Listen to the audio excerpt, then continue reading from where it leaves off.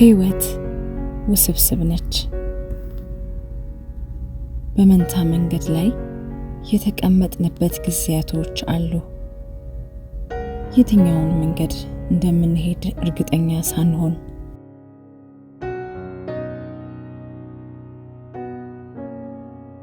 በዙሪያችን ያለው ዓለም ለእያንዳንዱ ተስፋ ሰጪ የሚለውንና ፍጻሜ የሚያገኝበትን ብዙ አቅጣጫዎችን ይሰጣል።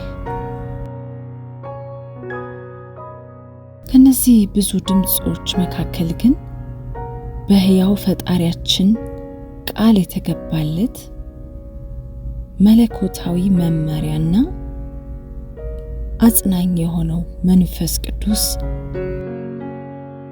ንጹህ የጥበብ ግብዣ ያደርጋል።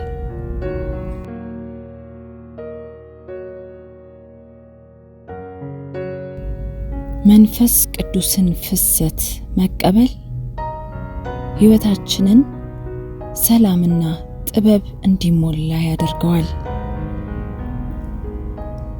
ራሳችንን በቅዱስ ግንኙነት ውስጥ ስናጠምቅ ከእግዚአብሔር ጋር ጥልቅ የሆነ ቅርርብና በጸጋ የተሞላ መንገድን እናገኛለን። የዮሐንስ ወንጌል ምዕራፍ 14 ቁጥር 26 እንደሚለው አብ በስሜ የሚልከው ግን መንፈስ ቅዱስ የሆነው አጽናኝ እርሱ ሁሉን ያስተምራችኋል፣ እኔም የነገርኳችሁን ሁሉ ያሳስባችኋል። ብቻችሁን እንዳልሆናችሁ አውቃችሁ በመንፈስ ቅዱስ ስትደገፉ ይህንን የተስፋ ቃል ትቀበላላችሁ።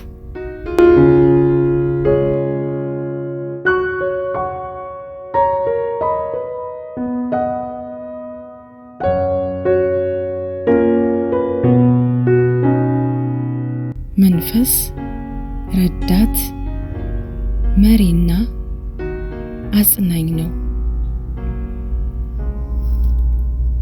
መንፈስ ቅዱስን በማወቅ በሰዎች ጥበብ ላይ ያለንን ህብረት ትተን እውነተኛ ዕቅዳችንን ለእግዚአብሔር እናቀርባለን።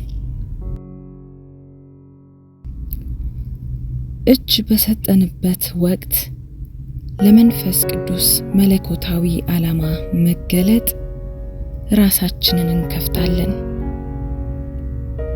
ውሱን የሆነው ግንዛቤያችን ይጨምርና ከእግዚአብሔር ዘላለማዊ እይታ ጋር ያስማማናል። በአይነ ህሊናችሁ ይታያችሁ።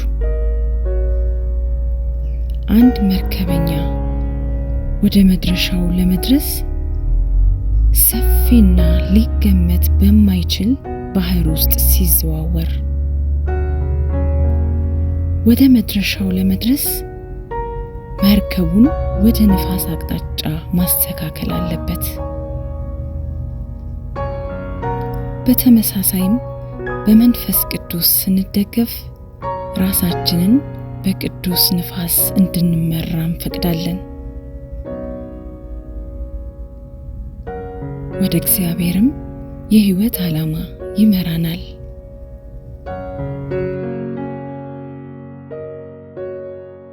ይህ አቋም በራሳችን ብቻ ከመመራት ለመላቀቅ ፈቃደኛ መሆንን የሚፈልግ የመተማመንና የመሰጠት ጉዞ ነው።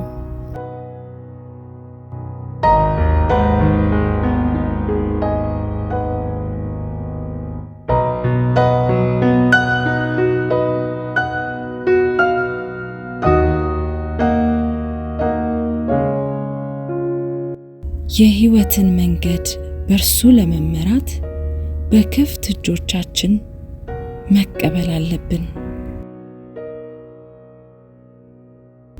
ገላትያ ምዕራፍ 5 ቁጥር 16 እና 17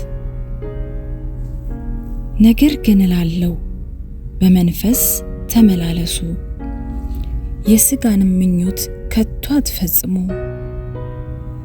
ሥጋ በመንፈስ ላይ መንፈስም በሥጋ ላይ ይመኛልና እነዚህም እርስ በርሳቸው ይቃወማሉ። ስለዚህም የምትወዱትን ልታደርጉ አትችሉም።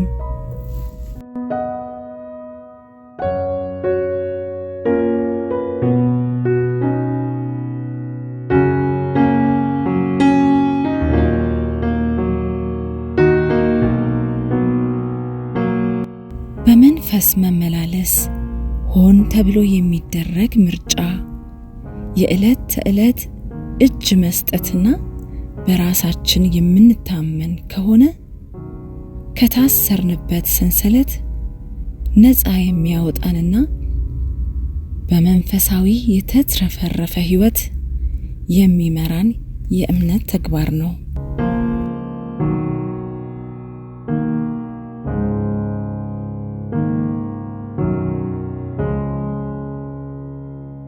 ወደ መንፈስ ቅዱስ ስንደገፍ በድካም ጊዜ ብርታትና ድፍረት እናገኛለን።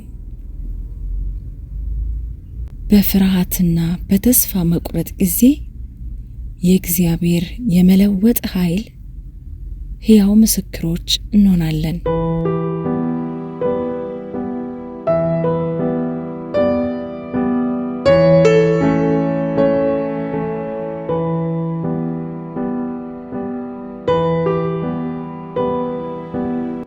ጳውሎስ መንፈስ ቅዱስ በሕይወታችን ውስጥ እንዲህ አይነት ፍሬ እንደሚያፈራ ነግሮናል። ፍቅር፣ ደስታ፣ ሰላም፣ ትዕግስት፣ ቸርነት፣ በጎነት፣ ታማኝነት፣ ገርነትና ራስን መግዛት። ገላትያ 5:22 እስከ 23።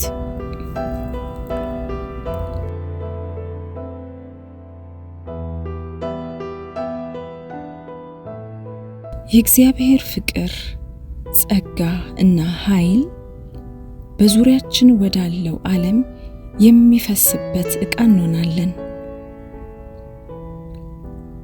በሕይወታችን ጠማማና የነውጥ መንገድ ስንራመድ በክርስቶስ ውስጥ የሚገኘውን የተትረፈረፈ ሕይወት እንዲለማመዱ ሌሎችን በመጋበዝ መንፈስ ቅዱስ የሚያደርገውን የለውጥ ሥራ ሕይወታችን ይመሰክራል።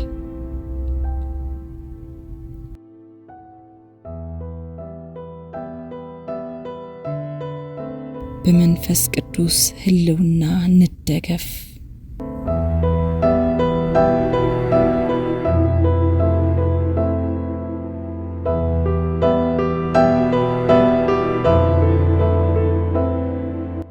በመመሪያው በኩል እውነተኛ ሰላምና በእግዚአብሔር ሙላት የተገለጠውን መንገድ እንደምናገኝ እያወቅን ወደ መንፈስ ቅዱስ ቃል እንደገፍ።